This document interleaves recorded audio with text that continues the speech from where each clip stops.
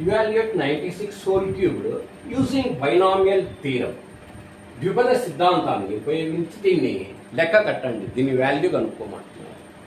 96 whole cube అంటే మనకు binomial statement ఏమి X plus the whole to the power of N equal to NC zero, ఇది మీకు వచ్చిండాలి statement theorem, binomial theorem statement. So దాని ప్రకారం అంటే ఇచ్చిన ఈ సింగిల్ టర్మ్ను నువ్వు సమ్ ఆఫ్ టూ టర్మ్స్గా కానీ డిఫరెన్స్ ఆఫ్ టూ టర్మ్స్గా కానీ రాసుకోగలగాలి. ఆ 96ని ఏం రాసినాం మనము 100-4గా రాసినాం. 96 రాసుకోవచ్చు ఈ విధంగా 4 క్యూబ్. అంటే ఈ 96ను 100-4గా ఎట్లా 100-4గానే ఎందుకు రాసుకోవాలా? 49+47 హోల్ క్యూబ్గా కూడా రాసుకోవచ్చు కదా అని మీరు అనుకోవచ్చు.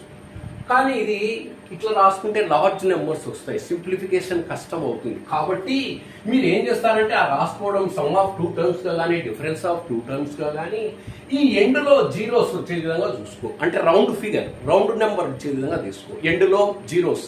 అప్పుడు నీకు సింప్లిఫికేషన్ ఈజీగా ఉంటుంది. ఆ నెంబర్కు దగ్గరగా ఉండే రౌండ్ నెంబర్కు పోయి దాన్ని two terms, sum of two టర్మ్స్గా కానీ డిఫరెన్స్ ఆఫ్ టూ టర్మ్స్గా కానీ మార్చుకో, ఈజీగా అవుతుంది.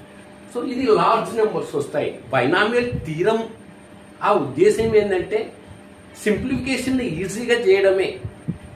ఇక్కడ 3 ఉంది, ఒకవేళ ఇక్కడ 5 ఉంది అనుకోండి, 100-4 whole to the power of 5.